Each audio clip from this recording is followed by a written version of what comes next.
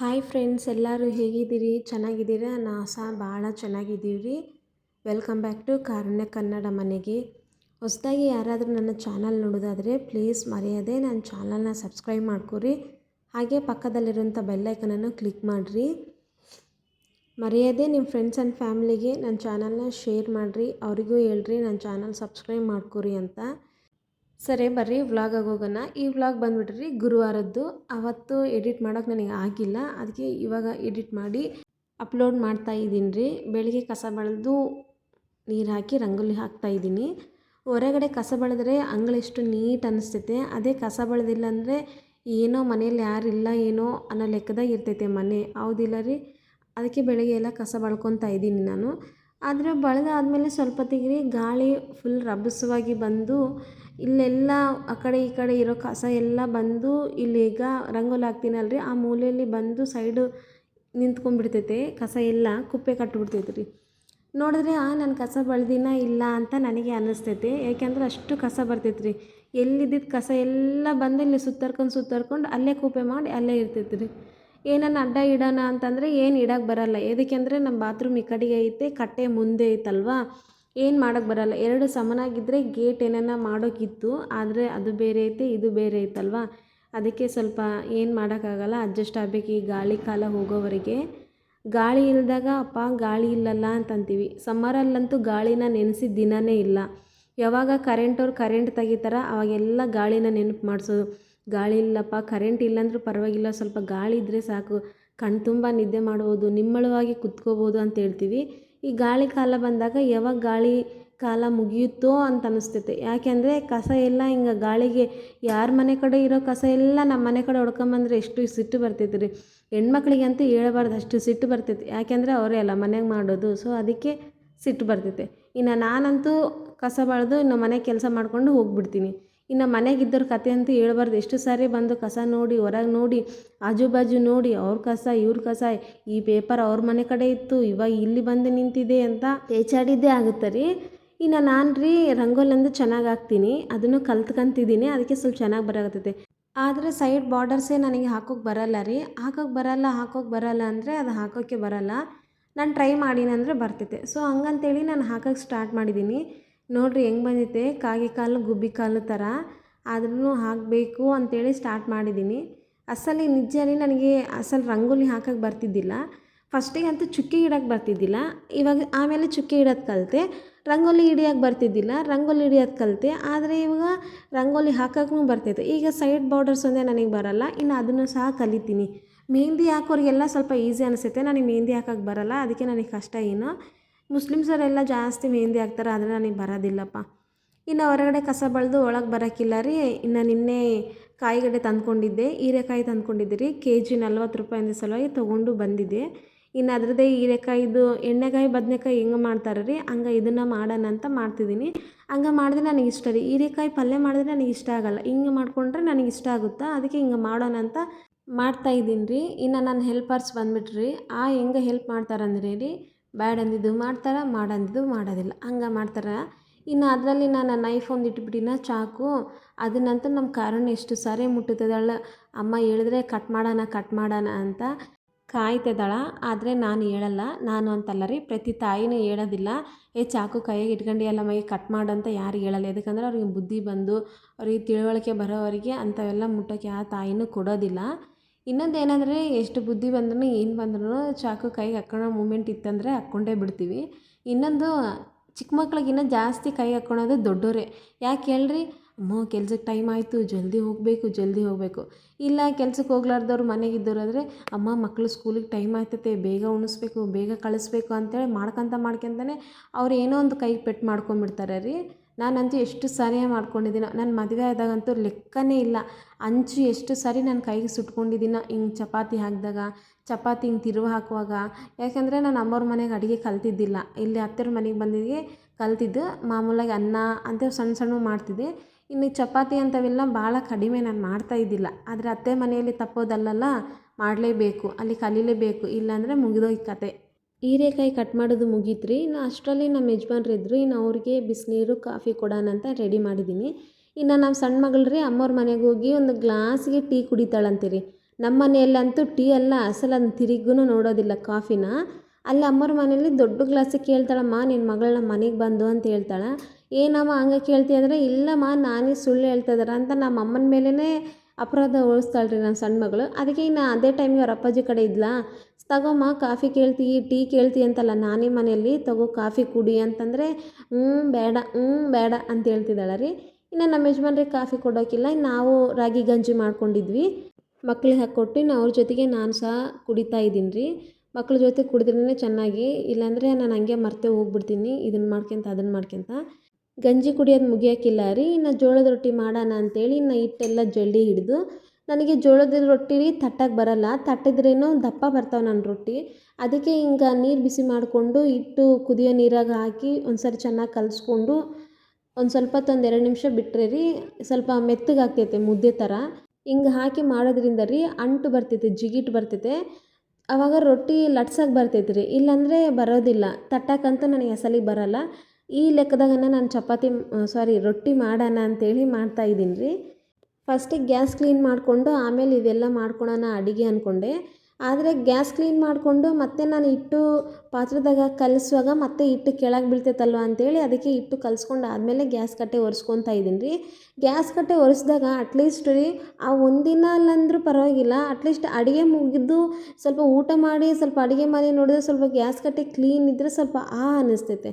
ಇಲ್ಲ ಅದು ಗಲೀಜಿತ್ತಂದರೆ ಅಬ್ಬಾ ಈಗನ ಮಾಡಿ ನೋಡು ಎಷ್ಟು ಗಲೀಜಾಗೈತೆ, ಇನ್ನೊಂದು ಸರಿ ಅದ್ರ ಮೇಲೆ ಮಾಡೋಕ್ಕೆ ಇಂಟ್ರೆಸ್ಟು ಸಹ ಹೋಗ್ಬಿಡ್ತೈತೆ.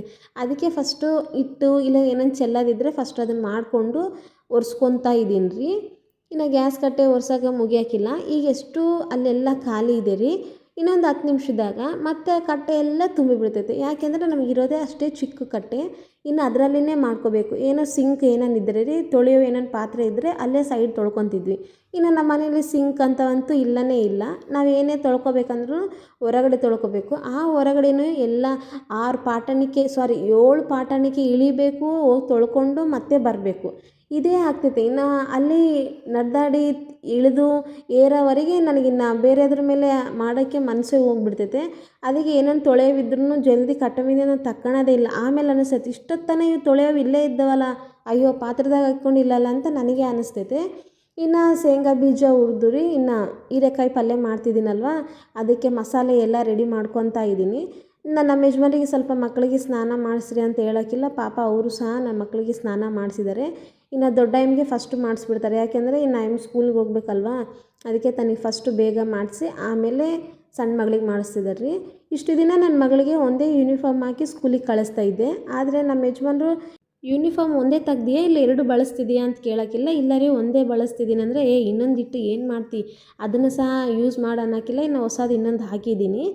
ಕಾರುಣ್ಯ ಪ್ರೇಯರ್ ಮಾಡೋಕೆ ಅಂತ ಕುತ್ಕೊತಾ ಇದ್ಲು ರೀ. ನಮ್ಮ ಯಜಮಾನ್ರು ತಡೆಯಮ್ಮ ನಿನಗೆ ಟೈಮ್ ಆಗ್ತೈತೆ ಅಂತೇಳಿ ಬೇಗ ತಲೆ ಬಾಚಿ ಆಮೇಲೆ ಪ್ರೇಯರ್ ಮಾಡೋಕ್ಕೆ ಬಿಟ್ಟಿದ್ದಾರೆ. ಇನ್ನು ನಾನು ಈ ಕಡೆ ಬಂದುಬಿಟ್ರಿ. ಅಡುಗೆ ನಾನು ಇನ್ನೂ ಮಾಡೇ ಇಲ್ಲ, ಆದರೆ ತಂಗಿ ಕೊಟ್ಟು ಕಳಿಸಿದ್ಲು ಖಾರ ಪೊಂಗಲ್ ಚಟ್ನಿ. ಇನ್ನು ಸ್ನ್ಯಾಕ್ಸಿಗೆ ಏನು ಇದ್ದಿಲ್ಲ ರೀ, ಅದಕ್ಕೆ ಇನ್ನು ಶೇಂಗಾ ಬೀಜ ಹುರಿದಿದ್ದೆ, ಇನ್ನೂ ಸ್ವಲ್ಪ ಜಾಸ್ತಿನೇ ಹುರಿದಿದ್ದೆ ಬೆಳಿಗ್ಗೆ. ಇನ್ನು ಅದನ್ನೇ ಸ್ನ್ಯಾಕ್ಸಿಗೆ ಕಟ್ಟಿದ್ದೀನಿ.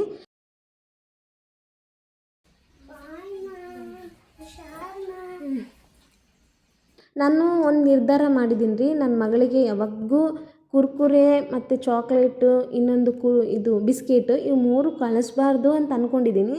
ಯಾಕೆಂದರೆ ನಾನು ಮನೆಯಲ್ಲಿದ್ದಾಗೂ ನನ್ನ ಮಕ್ಕಳಿಗೆ ಅಸಲು ತಿನ್ನೋಕೆ ಕೊಟ್ಟಿಲ್ಲ, ಭಾಳ ರೇರ್, ವಾರದಾಗ ಒಂದು ಸತಿ. ಇವಾಗಂತೂ ಸ್ಕೂಲ್ಗೆ ಹೋಗುವಾಗಿಂದ ಅಸಲು ತಿನ್ನಿಸೋದೇ ಬಿಟ್ಬಿಟ್ಟಿದ್ದೀನಿ ನಾನು. ಇನ್ನು ಸರಿ ನಮ್ಮ ಯಜಮಾನ್ರೆಲ್ಲ ನಾನು ಬಾಕ್ಸ್ ಕಟ್ಟಿದ್ದೀನಿ, ನಮ್ಮ ಯಜಮಾನ್ರು ನನ್ನ ಮಗಳು ರೆಡಿ ಮಾಡಿದರು. ಇನ್ನು ಹೋಗಿ ಸ್ಕೂಲಿಗೆ ಬಿಟ್ಟು ಬರ್ತಿದ್ದೀನಿ. ಇನ್ನು ವೀಡಿಯೋ ಮಾಡ್ತಿದ್ದರೆ ನನ್ನ ಮಗಳು ನೋಡಿ ನೋಡಿ ನಗ್ತಿದ್ದಾಳೆ, ಲಾಸ್ಟಿಗೆ ಹಿಂದೆನೇ ಸರ್ಕೊಂಬಿಟ್ಟಿದ್ದಾಳೆ. ಇನ್ನು ತನ್ನ ಬಿಟ್ಟು ಬರೋಕ್ಕಿಲ್ಲ. ಮತ್ತು ಈಗ ನಾನು ಅಡುಗೆ ಸ್ಟಾರ್ಟ್ ಮಾಡಿದ್ದೀನಿ. ಹೀರೆಕಾಯಿದು ಒಲೆ ಮೇಲೆ ಇಟ್ಟು ಹೋಗಿದ್ದೀನಿ ಪಲ್ಯ ಮಾಡೋಕ್ಕೆ. ಅಂದರೆ ಪಲ್ಯ ಅಂದರೆ ಅದೇನು ಎಣ್ಣೆ ಗಾಯ ಅಂತಾರೆ ಏನೋ ನನಗೆ ಗೊತ್ತಿಲ್ಲ ಏನಂತ ಕರೀತಾರಂತ. ಇನ್ನು ಅದನ್ನು ಒಲೆ ಮೇಲೆ ಇಟ್ಟು ಹೋಗಿದ್ದೆ. ಇನ್ನು ಬರೋಕ್ಕಿಲ್ಲ ರೀ, ರೊಟ್ಟಿ ಮಾಡೋಕೆ ಕೂತ್ಕೊಂಡಿದ್ದೀನಿ. ರೊಟ್ಟಿ ಮಾಡೋಕೆ ಕೂತ್ಕೊಂಡ್ರೆ ಭಾಳ ಟೈಮ್ ಹಿಡಿತೈತಪ್ಪ, ರೊಟ್ಟಿ ಚಪಾತಿ. ಆದರೆ ರೊಟ್ಟಿ ಸ್ವಲ್ಪ ಮೇಲು, ಚಪಾತಿ ಅಂದ್ರೆ ಭಾಳ ಟೈಮ್ ಹಿಡಿತೈತೆ. ನನಗಿಷ್ಟ ಇಲ್ಲ ಚಪಾತಿ ತಿನ್ನೋಕ್ಕೆ, ನನಗೆ ಭಾಳ ಇಷ್ಟ. ಯಾವಾಗಲೂ ವೀಡಿಯೋದಾಗ ಹೇಳ್ತಾ ಇರ್ತೀನಿ ಹೌದಿಲ್ಲ. ಇನ್ನು ರೊಟ್ಟಿ ಮಾಡೋಕ್ಕೆ ಸ್ಟಾರ್ಟ್ ಮಾಡಿದ್ದೀನಿ ರೀ. ಎಷ್ಟು ಬೇಸ್ ತಟ್ತಿದ್ದೀನಲ್ಲ ರೀ, ದೊಡ್ಡ ಮಾತ್ರ ತಟ್ಟಲ್ಲ ರೀ, ನಾನು ಚಿಕ್ಕವೇ ಅಪ್ಪ. ಇನ್ನು ಇಷ್ಟು ತಟ್ಟೋಕ್ಕಿಲ್ಲ, ಮತ್ತು ರೊಟ್ಟಿ ಲಟ್ಟಿಸ್ಬಿಡ್ತೀನಿ. ತಟ್ಟಿದ್ರೆ ಇನ್ನು ಬರೋದಿಲ್ಲ. ಯಾಕೆಂದರೆ ಹಿಟ್ಟು ಜಿಗಿಟಿರುತ್ತಲ್ಲ ಅದಕ್ಕೆ ಬರೋದಿಲ್ಲ. ಅದೇ ನಾವು ಬಿಸಿನೀರು ಹಾಕಿ ಕೈಯಿಂದ ಕಲಿಸ್ಕೊಂಡಿವಿ ಅಂದರೆ ಹಂಗೆ ಜಿಗಿಟ್ ಬರಲ್ಲ ರೀ. ಹಿಂಗೆ ಪಾತ್ರೆಯಲ್ಲಿ ಕಲಿಸ್ಕೊಂಡಿದ್ದಾದ್ರೂ ಮಾತ್ರ ಜಿಗಿಟ್ ಬರುತ್ತಾ. ಅದಕ್ಕೆ ಇನ್ನು ಸ್ವಲ್ಪನೇ ತಟ್ತೀನಿ. ಸ್ವಲ್ಪ ತಟ್ಟಿದ್ರೆ ಇನ್ನು ರೊಟ್ಟಿ ಬೇಗ ಆಗ್ತೈತಂತ.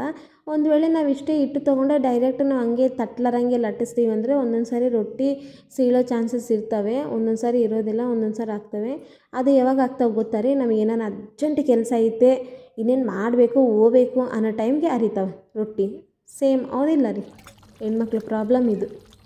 ಆದರೆ ಹೆಣ್ಮಕ್ಳಾಗಿ ನಾವು ಹುಟ್ಟಿದ್ದು ಗ್ರೇಟಪ್ಪ. ನನಗಂತೂ ಒಂದೊಂದು ಸಾರಿ ಬೇಜಾರು ಬರ್ತೈತೆ, ಇನ್ನೊಂದು ಸಾರಿ ನಾವು ಮಾಡೋದೆಲ್ಲ ನೋಡಿ ಗ್ರೇಟ್ ನಮ್ಮದು ನಾವೇ ಅನ್ಕೊತೀನಪ್ಪ. ನನಗಂತೂ ನಾನೇ ಅನ್ಕೊತೀನಿ. ಅವಾಗವಾಗ ನಮ್ಮ ಯಜಮಾನ್ರನ್ನ ಹೇಳ್ತೀನಿ ರೀ, ನಾನು ಗ್ರೇಟ್ ರೀ ಅಂತ. ಯಾಕೆ ಅಂತಂದರೆ ರೀ, ಇಷ್ಟೆಲ್ಲ ನೋಡ್ಕೊಂಡು ಹೋಗ್ತೀನಿ, ಇಷ್ಟೆಲ್ಲ ಮಾಡ್ತೀನಲ್ಲ, ನಾನು ಗ್ರೇಟ್ ರೀ. ಹೌದಳು ನೀನು ಗ್ರೇಟೇ ಅಂತ ಹೇಳ್ತಾರೆ ನಮ್ಮ ಯಜಮಾನ್ರು. ಯಾಕೆಂದರೆ ನನಗೆ ಇನ್ನೊಬ್ಬರು ಹೊಗಳೋವರೆಗೆ ನನಗೆ ಓಪಿಗೆ ಇರೋದಿಲ್ಲ. ನಾನು ಅವರು ಏನನ್ನ ಹೊಗಳಾರ ಅಂದರೆ ಅದು ನನಗೆ ಇಷ್ಟ ಆಗಬೇಕು, ಎದಕ್ಕೆ ಹೊಗಳಿದ್ದಾರೆ ಅಂತ. ಇಲ್ಲಾಂದರೆ ನಂದು ನಾನೇ ಕೂತ್ಕೊಂಡು ಒಂದು ಸೈಡು ಏನನ್ನ ಆಲೋಚನೆ ಮಾಡುವಾಗ ಅವಾಗ ಅನಿಸುತ್ತೆ ನಾನು ಗ್ರೇಟ್ ಅಂತ. ನಮ್ಮದು ನಾವು ಗ್ರೇಟು, ನಮ್ಮದು ನಾವು ಮಾಡಬಲ್ಲೆ ಅನ್ನೋದು ನಮಗೆ ಬಂದರೆ ರೀ, ಏನೇ ಆಗ್ಲಿನೂ ಧೈರ್ಯದಿಂದ ನಾವು ಮಾಡ್ತೀವಿ. ಇನ್ನು ರೊಟ್ಟಿ ನೋಡಿರಿ ಚೆನ್ನಾಗಿ ಬಂದಿದ್ದಾವೆ. ಹಿಂಗೆ ಜಿಗಿಟ್ ಥರ ಕಲಿಸ್ಕೊಂಡ್ರಿ ರೊಟ್ಟಿ ಮೆತ್ತಗೆ ಬರ್ತಾವೆ ರೀ, ಹಿಂಗೆ ಸೆಟ್ಕೊಳೋದಿಲ್ಲ. ಅದೇ ಕೈಯಿಂದ ತಟ್ಟಿದ್ದಾದರೆ ನನಗೆ ಬರೋದೇ ಇಲ್ಲ. ಮತ್ತು ಹೋಗ್ಲಿ ಸೊಸೈಟಿವಾ ಅಂದರೆ ಅಲ್ಲ ರೀ, ಹೊಲ್ದಾಗಳು ಇವು ಬಿಳೆ ಜೋಳನೇ ಇವು, ಪ್ರತಿಯೊಂದೂ ಹೊಲ್ದಾಗೆ ಬೆಳಿತಾವೆ. ಅಂದರೆ ಇವು ಬಿಳೆ ಜೋಳ ರೀ. ಬಿಳೆ ಜೋಳ ಆದ್ರೂ ಮೆತ್ತಗೆ ಬರಬೇಕಲ್ಲ ಅಂತ ಕೇಳ್ತಾರೆ. ಆದರೆ ಎದಕ್ಕೇನೋ ನಾನು ರೊಟ್ಟಿ ಮೆತ್ತಗೆ ಬರೋದೇ ಇಲ್ಲ, ಕಟ್ಟಕ್ಕಾಗ್ಬಿಡ್ತಾವೆ. ಇನ್ನು ನಮ್ಮ ಯಜಮಾನ್ರು 2-3 ತಿನ್ನೋರು, ಇನ್ನು ಒಂದೇ ತಿನ್ನಬೇಕಾಗ್ತೈತೆ. ಇನ್ನು ಅವ್ರ ಬಾಧೆ ನನ್ನ ಕಡೆ ಹೇಳ್ಕೊಳಲ್ಲ. ಒಂದು 2-3 ದಿನ ಆದಮೇಲೆ ಹೇಳ್ತಾರೆ, ನೀನು ರೊಟ್ಟಿ ಹಿಂಗೆ ಮಾಡಿದ್ದೆ ಅವತ್ತು ಅಂತ. ಇನ್ನು ಅಷ್ಟೇ ನಾನು ಇಟ್ಕೊಳಲ್ಲ. ಹಿಂಗಾದ್ರೆ ಒಂದು 3 ರೊಟ್ಟಿ ಆದರೂ ತಿಂತಾರೆ. ಅದಕ್ಕೆ ನಾನು ಹಿಂಗೆ ಮಾಡಿದ್ದೀನಿ. ಅಪ್ಪ ಖುಷಿ ಆಯ್ತಪ್ಪ ನನಗೆ. ಫಸ್ಟಿಗೆ ನನಗೆ ರೊಟ್ಟಿ ಮಾಡೋಕ್ಕೆ ಬರ್ತಾಯಿದ್ದಿಲ್ಲ. ಹೆಂಗಪ್ಪ ಎಲ್ಲರೂ ರೊಟ್ಟಿ ಮಾಡ್ತಾರಲ್ಲ ಅಂತ. ಇನ್ನು ನಾನು ರೊಟ್ಟಿ ಮಾಡೋಕ್ಕಿಲ್ಲ ರೀ, ನಮ್ಮ ಮನೇಲಿ ಸಿಲಿಂಡರ್ ಖಾಲಿ ಆಗಿತ್ತು. ಇನ್ನು ಅಮ್ಮವ್ರದ್ದು ಇಸ್ಕೊಂಡಿದ್ವಿ ನಾವು ಸಿಲಿಂಡರ್. ಇವಾಗ ಅವ್ರಿಗೇನು ಈಗ ಬೇಕಲ್ವಾ, ಅದಕ್ಕೆ ಒಂದು ಎಕ್ಸ್ಟ್ರಾ ಇರಲಿ ಅಂತ ಇನ್ನು ಅವ್ರ ಸಿಲಿಂಡ್ರ್ ಅವ್ರಿಗೆ ನಾವು ಕೊಡ್ತಾಯಿದ್ದೀವಿ. ನಾನು ವೀಡಿಯೋ ಬಂದುಬಿಟ್ರಿ ಸ್ಲೋ ಮೋಷನ್ನಾಗಿ ತೆಗಿತಿದ್ದೀನಿ, ಅದಕ್ಕೆ ಗಾಡಿ ಅಷ್ಟು ಸ್ಲೋ ಹೋಗ್ತಾ ಇದೆ. ಇನ್ನು ಆ ಗಾಡಿ ಸ್ಲೋ ಹೋಗೋಕ್ಕಿಲ್ಲ ರೀ, ಇಲ್ಲಿ ಹಿಂದೆಯಿಂದ ನೋಡಿರಿ ಒಬ್ಬರು ಅಧಿಕಾರಿಗಳು ಬರ್ತಾರೆ. ಅಧಿಕಾರಿ ಅಂತಂದರೆ ರೀ ಮಗಳು ರೀ. ಯಾಕೆಂದರೆ ತನ್ನ ಬಿಟ್ಟು ಹೋಗ್ತಿದ್ದಾರೇನಂತ ಓಡೋಡಿ ಬರ್ತಿದ್ದಾಳೆ. ಆದರೆ ಹೋಗಿ ತಿರುಗಿ ಬರುವಾಗ ಸಿಲಿಂಡ್ರ್ ಇಟ್ಕೊಂಡು ಬಂದಿಲ್ಲ. ನಾನು ಏನಪ್ಪ ಸಿಲಿಂಡ್ರ್ ಇಟ್ಕೊಂಡು ಬಂದಿಲ್ಲಲ್ಲ ಅಂತ, ಏನು ರೀ ಎದಕ್ಕೆ ಸಿಲಿಂಡ್ರ್ ತಂದಿಲ್ಲಲ್ಲ ಅಂತಂದರೆ, ಇಲ್ಲ ಖಾಲಿ ಆಗಿದ್ದಾವಂತೆ ಅಂದರೆ, ಮತ್ತು ಅದನ್ನ ಯಾಕೆ ಅಲ್ಲಿ ಇಟ್ಟು ಬಂದ್ರಿ, ಮನೆಗೆ ತಗೊಂಬರ್ಬಾರ್ದ ಅಂದರೆ, ಇಲ್ಲ ಅವರೇ ಇಟ್ಟು ಹೋಗಂತ ಹೇಳಿದ್ದಾರೆ ಅಂತ. ಹೆಣ್ಮಕ್ಳು ನೋಡ್ರಿ, ನಾವೇನನ್ನ ಮಾಡಿದರೆ ಓಕೆ, ಗಂಡು ಮಕ್ಳು ಏನನ್ನ ಮಾಡಿಬಿಟ್ಟಾರಂದರೆ ಅದನ್ನು ಟೆನ್ಷನ್ ಹೆಂಗಂದರೆ, ಈಗ ನೋಡಿರಿ ನಮ್ಮ ಯಜಮಾನ್ರು ಸಿಲಿಂಡ್ರ್ ತರ್ಸನಂತ ಹೋಗಿ ಸಿಲಿಂಡ್ರ್ ಅಲ್ಲೇ ಇಟ್ಟು ಬಂದುಬಿಟ್ರೆ, ನನಗೇನೀಗ ಆಲೋಚನೆ, ಅಯ್ಯೋ ಸಿಲಿಂಡ್ರದ್ದು ಬಂದಾಗ ಕೊಡ್ತಾನೋ ಇಲ್ಲ, ಏನು ಮಾಡ್ತಾನೋ ಏನೋ, ಮತ್ತು ಹೆಂಗೆ ಅಂತ ಏನೇನೋ ಆಲೋಚನೆ ಮಾಡಿಬಿಟ್ಟಿರ್ತೀವಿ. ಅದು ಹಾಗೇ ಇರೋದಿಲ್ಲ. ಅವಾಗೇ ಎಲ್ಲ ಅದ್ರ ಜಾತಕ, ಅವ್ರ ಅಪ್ಪ ಅಮ್ಮ ಯಾರು ಎಲ್ಲನೂ ಅರ್ತು ಬಿಟ್ಟಿರ್ತೀವಿ. ಮನೆಗಂತೂ ಗಂಡು ಮಕ್ಳು ನಿಮ್ಮಳನೇ ಇರೋದಿಲ್ಲ. ಆದರೆ ನಾನು ಹಂಗೆ ಮಾಡೋದಿಲ್ಲ. ಆದ್ರೂ ಸುಮ್ಮನೆ ಇರ್ತೀನಿ ಸೈಲೆಂಟಾಗಿ. ಒಂದೊಂದು ಸಾರಿ ಯಾವಾಗೋ ಒಂದು ಸಾರಿ ಹೇಳ್ತೀನಿ ಅಷ್ಟೇ ಹೊರತಾಗಿ ಜಾಸ್ತಿ ನಾನು ಹೇಳಲ್ಲ. ಯಾಕೆಂದರೆ ಅದನ್ನು ಹೇಳಿ ಅಂದರೆ ಯಾವಾಗಲೂ ಹಂಗೆ ಇದ್ಬಿಡ್ತೈತೆ. ಅದಕ್ಕೆ ನಾನು ಹೇಳೋದೇ ಇಲ್ಲ, ಆಲೋಚನೆ ಮಾಡ್ತೀನಿ ಸ್ವಲ್ಪ. ಇನ್ನು ನಾನು ರೊಟ್ಟಿ ಮಾಡೋದು ಮುಗೀತು ರೀ. ಇನ್ನೊಬ್ಬರು ಇದ್ದಾರೆ ರೀ ರೊಟ್ಟಿ ಮಾಡೋರು, ಅದು ಯಾರಿಲ್ಲ ರೀ, ನನ್ನ ಮಗಳು. ಇನ್ನು ತಾನು ಮಾಡ್ತಾಯಿದ್ದಾಳೆ. ಹೌದು ರೀ, ನೀವೇನನ್ನ ರೊಟ್ಟಿ ಏನನ್ನ ಮಾಡುವಾಗ ನಿಮಗೆ ಏನನ್ನ ಹೆಲ್ಪ್ ಬೇಕಂದರೆ ಕೇಳಿರಿ. ನಮ್ಮ ಮನೇಲಿ ಒಬ್ರಿಗಿಬ್ರು ಇದ್ದಾರೆ, ಯಾಕೆ ನೀವು ಟೆನ್ಷನ್ ತಗೊತಿದ್ರಿ, ಕಳಿಸ್ತೀವಿ ನಿಮ್ಮ ಮನೆಗೆ, ನಿಮ್ಗೆ ಎಷ್ಟೋ ಹೆಲ್ಪ್ ಮಾಡ್ತಾರೆ ನೋಡಿರಿ. ಇದು ಕೆಲಸ ನನಗೆ ಮೊದಲೇ ಗೊತ್ತಿದ್ರೆ ರೀ ನಾನು ಲಟ್ಟಿಸ್ತಿದ್ದಿಲ್ಲಪ್ಪ. ನನ್ನ ಮಗಳನ್ನೇ ಕುಂದ್ರಿಸಿ ನಾನು ಲಟ್ಟಿಸ್ತಿದ್ದೆ. ಅಷ್ಟು ಚೆನ್ನಾಗಿ ಲಟ್ಟಿಸ್ತಿದ್ದಾಳೆ. ಇನ್ನೊಂದ್ರೆ ಸೃಷ್ಟಿ ಎಲ್ಲೋದ್ರೂ ಸೊಳ್ಳೆ ಕಡಿಸ್ಕೊಂಡು ಬರ್ತಾಳೆ, ಮನೆಗೆ ಬಂದು ಕೆರ್ಕಾಂತ ಕುತ್ಕೊಂತಾಳೆ. ಮತ್ತು ನಮ್ಮ ಮನೆಯಲ್ಲಿ ಕಡಿಯೋಕೆ ನಾನು ಬಿಡೋದೇ ಇಲ್ಲ. ಅವ್ರು ಎಲ್ಲಿ ಕುತ್ಕೊತಾರೆ ಅಲ್ಲಿ ಫ್ಯಾನ್ ತಿರುಗಿಸಿಡ್ತೀನಿ, ಇಲ್ಲಾಂದರೆ ಏನನ್ನ ಅಗರಬತ್ತಿಯನ್ನು ಹಚ್ಚುತ್ತೀನಿ, ಇಲ್ಲಾಂದರೆ ಅವ್ರಿಗೆ ಪ್ಯಾಂಟು ಫುಲ್ ಬಟ್ಟೆಯನ್ನು ಹಾಕ್ತೀನಿ. ಸೊಳ್ಳೆ ಮಾತ್ರ ಕಡಿಯೋಕ್ಕೆ ಕೊಡೋಲ್ಲ. ಯಾಕೆಂದರೆ ನನಗೆ ಒಂದು ಸರಿ ಡೆಂಗೂ ಜ್ವರ ಬಂದಿತ್ತು. ಅದು ಯಾವಾಗಂದರೆ ನನ್ನ ದೊಡ್ಡ ಮಗಳು ಹುಟ್ಟಿ 5 ತಿಂಗಳು ಇದ್ದಾಗೆ ನನಗೆ ಡೆಂಗೂ ಜ್ವರ ಬಂದಿತ್ತು. ಆವಾಗಿಂದ ಕೀಲು ನೋವು ಬರ್ತಿತ್ತು ರೀ. ಆವಾಗಿಂದ ಅಲ್ಲ, ಆವಾಗೇ ಕೀಲು ನೋವು, ಜಾಯಿಂಟ್ ಪೇಯ್ನ್ಸು ಬರ್ತಿದ್ವು. ಆವಾಗ ಗೊತ್ತಾಯಿತು ಡೆಂಗೂ ಜ್ವರ ಅಂದರೆ ಇಷ್ಟಿದೇನಾ, ಇಷ್ಟು ಕಷ್ಟನಾ, ಇಷ್ಟು ನೋವು ಅನುಭವಿಸ್ಬೇಕಾ ಅಂತ. ಆವಾಗಿಂದ ನಾನು ಸೊಳ್ಳೆ ಅಂತಂದರೆ ರೀ ನನ್ನ ಮಕ್ಕಳಿಗೆ ಪ್ರೊಟೆಕ್ಷನ್ ಕೊಡ್ತೀನಿ, ನನಗೆ ಆದಷ್ಟು ಕೊಡ್ತೀನಿ. ಇನ್ನು ನನ್ನ ಮಗಳು ರೊಟ್ಟಿ ಲಟ್ಟಿಸ್ತದ. ನನಗೆ ಒಣ ಹಿಟ್ಟು ಕೇಳಿದ್ರಿ, ಅಮ್ಮ ಇಲ್ಲಿ ಹಾಕಿ ಮಾಡ್ತೀನಿ ಕೊಡು ಅಂತ. ನಾನು ಕೊಟ್ಟಿಲ್ಲ. ಅದಕ್ಕೆ ತಾನೇನು ಮಾಡ್ಯಾಳ, ಕೆಳಗೆ ಬಿದ್ದಿದ್ದು ಒಣ ಹಿಟ್ಟನ್ನು ತಗೊಂಡು ರೊಟ್ಟಿ ಮಾಡ್ತಿದ್ದಾಳೆ. ಇನ್ನು ಒಂದು ಸೈಡ್ ರೊಟ್ಟಿ ಮಾಡ್ತಿದ್ದಾಳೆ, ಇನ್ನೊಂದು ಸೈಡ್ ರೊಟ್ಟಿ ತಿಂತಿದ್ದಾಳೆ. ಇಷ್ಟು ಕೆಲಸ ಮಾಡ್ತಿದ್ದಾಳಪ್ಪ ನನ್ನ ಮಗಳಂತೂ. ಒಟ್ಟರಿ ಬಾಯಿಗೆ ರೆಸ್ಟ್ ಕೊಡಲ್ಲ. ಇದಕ್ಕೇನೋ ಇವತ್ತು ಮಾತ್ರ ಊಟ ಮಾಡಿಲ್ಲ ರೀ ಏನೋ. ಇನ್ನು ಯಾವಾಗಲೂ ಎಲ್ಲಿ ಏನು ಉಂಡು ಬಂದ್ರೂ ಏನು ಉಂಡಿ ಅಮ್ಮಣ್ಣಿ ಅಂದರೆ, ಅಮ್ಮ ನಾನು ಏನು ಉಂಡಿಲ್ಲಮ್ಮ, ಅಮ್ಮ ಏನು ಉಂಡಿಲ್ಲಮ್ಮ, ನನಗೆ ಹೊಟ್ಟೆ ಹಶ್ವು ಅಮ್ಮ ಅಂತಾಳೆ ರೀ ನನ್ನ ಮಗಳು. ಇವತ್ತು ಹೇಳಿದ್ದಾಳೆ, ಇಲ್ಲಮ್ಮ ನಾನು ನಾನೇ ಮನೇಲಿ ಊಟ ಮಾಡಿದ್ನೋಳು, ನನಗೆ ಬೇಡ ಅಂತ ಹೇಳ್ತಾ. ಬೆಳಿಗ್ಗೆ ಎದ್ದಳಕ್ಕಿಲ್ಲ ರೀ ನನ್ನ ಮಗಳಿಗೆ ತಿನ್ನೋದೇ ಚಿಂತೆ, ರಾತ್ರಿ ಮಕ್ಕನಕ್ಕಿಲ್ಲ ತಿನ್ನೋದೇ ಚಿಂತೆ. ಅಮ್ಮ ಬೆಳಿಗ್ಗೆ ಏನು ಮಾಡ್ತೀರಿ, ಅಮ್ಮ ಇವಾಗ ಏನು ಕೊಡ್ತೀರಿ, ಅಮ್ಮ ಅದು ಯಾವಾಗ ತರ್ತೀರಿ, ಅಮ್ಮ ಅದು ಯಾವಾಗ ಕೊಯ್ತೀರಿ, ಬರೀ ಇದೇ ಕ್ವಶನ್ಸ್ ನನ್ನ ಮಗಳಿಗೆ. ಇನ್ನು ಇದೆಲ್ಲ ಹಾಕಿಲ್ಲ ರೀ, ನನ್ನ ಮಗಳು ರೊಟ್ಟಿ ಮಾಡೋದು ಮುಗಿಯೋದಿಲ್ಲ ಅಂತ ಇನ್ನು ನಾನೇ ಗದ್ರಿಸಾಕಿಲ್ಲ. ಇನ್ನು ಅದೆಲ್ಲ ತೆಗೆದು ಇಟ್ಟು ಅಲ್ಲೇ ಇಟ್ಟು ಹೋಗಿದ್ದಾಳೆ. ನಾನು ಅವೆಲ್ಲ ತೆಗೆದು ಇನ್ನು ಬಂಡೆ ಎಲ್ಲ ತೊಳೆದು ಹೊರಗಡೆ ಇಟ್ಟಿದ್ದೀನಿ. ಇನ್ನು ನಾನು ಅಡುಗೆ ಮುಗಿದ್ರಿ, ನೀಟಾಗಿ ಮನೆಯಾಗ ಕಸ ಬರ್ತಾಯಿದ್ದೀನಿ. ವಿಡಿಯೋ ಬಂದುಬಿಟ್ರಿ ಇದು ಹೀರೆಕಾಯ್ದು ಮಾಡಿದ್ದೀನಲ್ವ, ಅದು ಶಾರ್ಟಲ್ಲಿ ನಾನು ಅಪ್ಲೋಡ್ ಮಾಡ್ತೀನಿ. ನಿಮಗೆ ಏನನ್ನ ಬರಲ್ಲ ಅಂತಂದರೆ ಅಟ್ಲೀಸ್ಟ್ ಅಲ್ಲಿ ನೋಡಿರಿ. ಹಾಗೆ ಮರೆಯದೆ ನನ್ನ ಚಾನಲ್ನ ಫಾಲೋ ಮಾಡಿರಿ, ಸಬ್ಸ್ಕ್ರೈಬ್ ಮಾಡ್ಕೊರಿ. ಇನ್ಸ್ಟಾಗ್ರಾಮ್ದಲ್ಲಿ ನನ್ನ ಮಗಳು ರಂಗೋಲಿ ಹಾಕ್ತಾಳೆ ರೀ. ನಿಮಗೆ ಏನನ್ನ ಗೊತ್ತಿಲ್ಲ ಅಂದರೆ ಒಂದು ಸರಿ ನೋಡಿರಿ, ವಿಸಿಟ್ ಮಾಡಿರಿ. ಸೃಷ್ಟಿ ಕಾರುಣ್ಯ ಅಂತ ರೀ ಇನ್ಸ್ಟಾಗ್ರಾಮ್ ID ಹೆಸ್ರು ನಮ್ಮ ಮಕ್ಕಳದು. ಇನ್ನು ನೆಕ್ಸ್ಟ್ ರೀ ಪಾತ್ರೆ ತೊಳೆಯೋಕ್ಕೆ ಹೊರಗಡೆ ಬಂದಿದ್ದೀನಿ. ದಿನಕ್ಕೆ ಒಂದೇ ಸರಿ ನಾನು ಪಾತ್ರೆ ತೊಳೆಯೋದು, ಜಾಸ್ತಿ ಸರಿ ನಾನು ಪಾತ್ರೆ ತೊಳೆಯಲ್ಲ. ಜಾಸ್ತಿ ಸರಿ ಅಂದರೆ ಬೆಳಿಗ್ಗೆ ಸಾಯಂಕಾಲ. ಇವತ್ತು ಆಸ್ಪತ್ರೆಗೆ ಸಹ ನಾನು ಬೇಗ ಹೋಗಬೇಕು ರೀ. ಕೀಮೋ ಪೇಷಂಟ್ ಬಂದಿದ್ದಾರೆ. ಒಂದು ಕೀಮೋ 3 ದಿವಸ ನಡೆಯುತ್ತಾ, ಅವರು ಬರ್ತಾರೆ. ಮತ್ತು ಒಬ್ಬರು ಅಜ್ಜಿಗೆ ಬ್ಲಡ್ ಏರಿಸ್ಬೇಕು ರೀ, ಅವ್ರನ್ನೂ ಬರ್ತಾರೆ. ಒಂದು ಕೀಮೋ ಇಂಜೆಕ್ಷನ್ ಕೊಡಬೇಕಂತಂದರೆ ಬ್ಲಡ್ಡು ಟೋಟಲ್ ಕೌಂಟು ಅವ್ರವೆಲ್ಲ ಎಷ್ಟಿದೆ ಅಂತ ನೋಡಿನೇ ಅವ್ರಿಗೆ ಕೀಮೋ ಇಂಜೆಕ್ಷನ್ ಕೊಡ್ತಾರೆ. ಟೋಟಲ್ ಕೌಂಟ್ ಕಡಿಮೆ ಇತ್ತು, ಬ್ಲಡ್ಡನ್ನು 8.9 ಪಾಯಿಂಟ್ಗಿನ್ನ ಕಡಿಮೆ ಇತ್ತಂದರೆ ನಾವು ಬ್ಲಡ್ ಕೊಡ್ತೀವಿ. ನಾವು ಕೊಡೋದಿಲ್ಲ, ಅವ್ರು ತೊಗೊಂಬಂದರೆ ನಾವು ಅವ್ರಿಗೆ ಬ್ಲಡ್ ಏರಿಸ್ತೀವಿ. ಆಮೇಲೆ 1 ವೀಕು 4-5 ಡೇಸ್ ಆದಮೇಲೆ ಮತ್ತೆ ಅವ್ರಿಗೆ ಕೀಮೋ ಸ್ಟಾರ್ಟ್ ಮಾಡ್ತೀವಿ. ಇಲ್ಲಾಂದರೆ ಅವ್ರಿಗೆ ಮತ್ತೆ ಹೆಚ್ಚು ಕಡಿಮೆ ಆಗೋ ಚಾನ್ಸಸ್ ಜಾಸ್ತಿ ಇರ್ತವೆ. ಅದಕ್ಕೆ ಕೀಮೋ ಇಂಜೆಕ್ಷನ್ನು ಭಾಳ ಪವರ್ ಇರ್ತಾವಪ್ಪ, ಅದನ್ನ ತಡ್ಕೊಳೋಕ್ಕೆ ಆಗೋದಿಲ್ಲ. ಏನೋ ಅವ್ರು ಹೆಂಗೆ ತಡ್ಕೊತಾರೆ ಏನೋ, ಪರವಾಗಿಲ್ಲ. ಸ್ವಲ್ಪ ದಿನ ನೋವು ಅನುಭವಿಸಿದ್ರೆ ಪರವಾಗಿಲ್ಲ, ಆದರೆ ಒಳ್ಳೆ ಆರೋಗ್ಯದಿಂದ ಜೀವಂತವಾಗಿದ್ದರೆ ಸಾಕು. ದುಡ್ಡಿದ್ದವ್ರಿಗೆ ಆದರೆ ನೆನಪಿಡ್ತೈತೆ, ಆದರೆ ನಮ್ಮಂಥ ಬಡವರಿಗೆ ಅಂತ ದೊಡ್ಡ ದೊಡ್ಡ ರೋಗಗಳು ಬಂದವಂದರೆ ಭಾಳ ಕಷ್ಟ ರೀ. ಹೆಲ್ತ್ ಇನ್ಶೂರೆನ್ಸ್ ಮಾಡಿಸ್ಕೊಂಡ್ರೆ ಒಳ್ಳೆಯದು. ನಾನು ಒಂದು ಹೆಲ್ತ್ ಇನ್ಶೂರೆನ್ಸ್ ಮಾಡ್ಕೊಂಡಿದ್ದೀನಿ. ನೀವು ಸಹ ಮಾಡಿಸ್ಕೊಡ್ರಿ, ಯಾವುದು ಒಳ್ಳೆಯದು ಚೆನ್ನಾಗಿದೆ ಅಂತ ನೋಡಿ ಮಾಡಿಸ್ಕೊರಿ. ಯಾಕೆಂದರೆ ರೋಗ ಯಾವಾಗ ಹೆಂಗೆ ಹೇಳಿ ಯಾರಿಗೂ ಬರೋದಿಲ್ಲ. ಬಂದಾದಮೇಲೆ ಸಫರ್ ಆಗೋದು ಯಾರಿಲ್ಲ, ಹೆಂಡ್ತಿ ಮಕ್ಕಳು ಬಿಟ್ಟು ಬೇರೆ ಯಾರೂ ಸಫರ್ ಆಗೋದಿಲ್ಲ. ಅದಕ್ಕೆ ನಿಮ್ಮ ಹೆಲ್ತ್ ಒಂದು ಸರಿ ಚೆನ್ನಾಗಿ ಕಾಪಾಡ್ಕೊರಿ. ಆದರೆ ವರ್ಷಕ್ಕೊಂದು ಸರಿ ಹೆಲ್ತ್ ಚೆಕಪ್ ಮಾಡಿಸ್ಕೊರಿ. ಏನನ್ನ ಗಡ್ಡೆ ಅಂಥವು ಏನಾರು ಇದ್ದರೆ ನೆಗ್ಲೆಕ್ಟ್ ಮಾಡಬೇಡ್ರಿ, ಹೋಗಿ ಡಾಕ್ಟ್ರ್ ಕಡೆ ತೋರಿಸ್ರಿ. ಏನೋ ಹೇಳೋಕ್ಕಾಗಲ್ಲ. ಒಬ್ರಿಗಾದರೆ ರೀ, ಇಲ್ಲಿ ನಮ್ಮ ಆಸ್ಪತ್ರೆಗೆ ಬಂದಿಲ್ಲ, ಅವ್ರು ಬೇರೆ ಊರವರು. ಅವರಿಗೆ ಟಾನ್ಸಿಲ್ಸ್ ಆಗಿದ್ದವು ರೀ, ಗಂಟ್ಲುಗಳಿಗೆ ಅಂತಾರಲ್ರಿ, ಅವು ಆಗಿದ್ದವು. ಅದಕ್ಕೆ ದಪ್ಪ ದಪ್ಪ ಆಗಿರೋ ಸಲುವಾಗಿ ಹೋಗಿ ಆಪ್ರೇಷನ್ ಮಾಡಿಸ್ಕೊಂಡು ಆ ಗಡ್ಡೆಗಳು ತೆಗೆಸ್ಬಿಟ್ಟಾರೆ ರೀ, ಗಂಟುಗಳು. ಆದರೆ ಪ್ರತಿಯೊಂದು ಏನನ್ನ ಗಡ್ಡೆ ಆಗಲಿ ಗಂಟಾಗಲಿ ತೆಗೀಲಿ, ಅದು ಪ್ರತಿಯೊಂದು ಡಾಕ್ಟ್ರು ಸಹ ಅದನ್ನು ಟೆಸ್ಟಿಗೆ ಕಳಿಸ್ತಾರೆ ರೀ, ಅದೇ ಗಡ್ಡೆನಾ ಇಲ್ಲ ಬೇರೆ ಏನಾನ ಇದೆನಾ ಅಂತ. ಅವ್ರು ಕಳಿಸಿದ್ದಾರೆ, ಹೇಳೋಕ್ಕೆ ಇಲ್ಲ, ಆಶ್ಚರ್ಯ ಆಗ್ಬಿಟ್ಟಾರೆ ಅವರು. ಯಾಕೆಂದರೆ ಅದು ಕ್ಯಾನ್ಸರ್ ಅಂತೇಳಿ ಬಂದುಬಿಟ್ಟಿದೆ, ಅರ್ಲಿ ಕ್ಯಾನ್ಸರು. ಹೇಳೋಕ್ಕೆ ಅದಕ್ಕೆ ಬೇಗ ಸ್ಪ್ರೆಡ್ ಆಗುತ್ತೆ ಅದು ಕ್ಯಾನ್ಸರ್.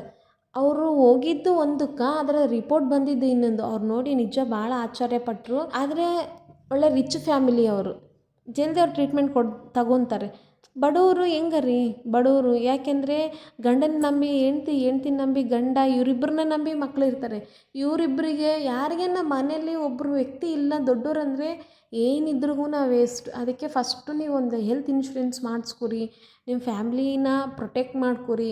ಇನ್ನೊಬ್ಬರು ನಮಗೆ ಸಹಾಯ ಮಾಡಿಲ್ಲ ಅಂತ ನೀವು ಕಾಯಬೇಡ್ರಿ. ಒಳ್ಳೆ ಹೆಲ್ತ್ ಇರೋವರಿಗೆ ನಮ್ಮವರು, ಒಳ್ಳೆ ದುಡಿಮೆ ಇರೋವರಿಗೆ ನಮ್ಮವರು. ಏನನ್ನ ಆಯ್ತಂದರೆ ಯಾರಿಗೂ ಯಾರಿಲ್ಲ ರೀ. ಅವರಾದ್ರೂ ಎಷ್ಟಂತ ಹೆಲ್ಪ್ ಮಾಡ್ತಾರೆ, ಅವ್ರ ಕೈಲಾದಷ್ಟು ಮಾಡ್ತಾರೆ. ಅವರು ಅವ್ರ ಫ್ಯಾಮಿಲಿ ಅವ್ರನ್ನೆಲ್ಲ ನೋಡ್ಕೋಬೇಕಲ್ಲ, ಎಲ್ಲ ನಮ್ಮನ್ನು ನೋಡಬೇಕಂದ್ರೆ ಆಗೋದಿಲ್ಲ. ನಾನಿನ್ನು ನನ್ನ ಕೆಲಸಕ್ಕೆ ರೆಡಿ ಆಗ್ತಾಯಿದ್ದೀನಿ ರೀ. ಅಂದರೆ ಹಗಲಾಗುತ್ತಾ, ಅಂದರೆ ಸಾಯಂಕಾಲ ಆಗುತ್ತಾ, ಅಂದರೆ ರಾತ್ರಿ ಆಗುತ್ತಾ. ಆಯ್ತು ರೀ, ಇನ್ನು ಕೆಲ್ಸಕ್ಕೆ ಹೋಗೋಕ್ಕಿಲ್ಲ. ಇನ್ನು ನನ್ನ ಮಗಳನ್ನ ಅತ್ತಿತ್ತಾಗಿ ಬಿಟ್ಟು ಹೋಗಬೇಕು.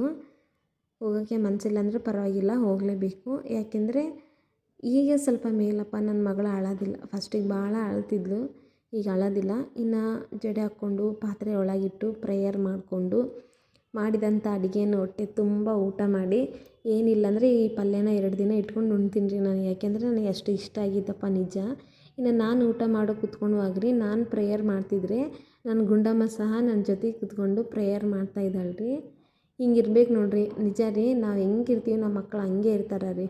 ನಾನು ಪ್ರೇಯರ್ ಮಾಡೋಕ್ಕಿಲ್ಲ, ಇನ್ನು ತಾನು ಪ್ರೇಯರ್ ಮಾಡಿ ಪ್ರೇಸ್ ದ ಲಾರ್ಡ್ ಹೇಳ್ಬಿಟ್ಲು. ಇನ್ನು ಟಿಫಿನ್ ಮಾಡ್ತಾಯಿದ್ದೀನಿ ರೀ, ಬರ್ರಿ ಟಿಫಿನ್ ಮಾಡೋಣ. ನೀವು ಏನಾದ್ರು ಟಿಫಿನ್ ಮಾಡ್ತಿದ್ರೆ, ಊಟ ಮಾಡ್ತಿದ್ರೆ ಹೊಟ್ಟೆ ತುಂಬ ಊಟ ಮಾಡಿರಿ. ಇಲ್ಲದ್ರ ಬಗ್ಗೆ ಚಿಂತೆ ಮಾಡಬೇಡ್ರಿ, ಇರೋದನ್ನ ನೋಡಿ ಖುಷಿ ಪಡ್ರಿ. ಇನ್ನೊಬ್ಬರ ಹೋಲಿಕೆಯಿಂದ ನೀವು ಜೀವಿಸಬೇಡ್ರಿ. ನಿಮ್ಮ ಜೀವನನೇ ಬೇರೆ, ಇನ್ನೊಬ್ಬರ ಜೀವನನೇ ಬೇರೆ. ನಮಗೆ ಇರುವಂಥ ಆಶೀರ್ವಾದ, ನಮಗಿರುವಂಥ ಆಲೋಚನೆಗಳೇ ಬೇರೆ, ಇನ್ನೊಬ್ಬರಿಗಿರುವಂಥ ಆಲೋಚನೆಗಳೇ ಬೇರೆ. ಆದರೆ ಅವು ನಮ್ಮ ಆಲೋಚನೆ ಹೆಂಗಿರ್ಬೇಕಂದ್ರೆ ನಮ್ಮನ್ನು ಉದ್ಧಾರ ಆಗಿರಬೇಕು. ಇನ್ನೊಂದು ನಮ್ಮನ್ನು ಹಾಳು ಮಾಡ್ಕೊಳ್ಳೋಂಥ ಆಲೋಚನೆ ನಮ್ಮಲ್ಲಿ ಇರಬಾರ್ದು. ಓಕೆ ರೀ, ನನ್ನ ಮಗಳು ಊಟ ಮಾಡ್ತಿದ್ದಾಳೆ, ಇನ್ನು ನನಗೂ ಕೆಲ್ಸಕ್ಕೆ ಟೈಮ್ ಆಗಿದೆ, ಬಾಯ್ ರೀ, ನೆಕ್ಸ್ಟೊಂದು ವೀಡಿಯೋಲ್ಲಿ ಭೇಟಿ ಆಗೋಣ. ಅದೇ ರೀ, ಅವಾಗ ಹೇಳ್ದಲ್ಲ, ಮರ್ಯಾದೆ ನನ್ನ ಚಾನಲ್ನ ಸಬ್ಸ್ಕ್ರೈಬ್ ಮಾಡ್ಕೊರಿ, ನಿಮ್ಮ ಫ್ರೆಂಡ್ಸ್ ಆ್ಯಂಡ್ ಫ್ಯಾಮ್ಲಿಗೆ ಶೇರ್ ಮಾಡಿರಿ. ಓಕೆ ರೀ, ಕೆಲ್ಸಕ್ಕೆ ಹೋಗಿ ಬರ್ತೀನಿ ರೀ, ಬಾಯ್ ರೀ.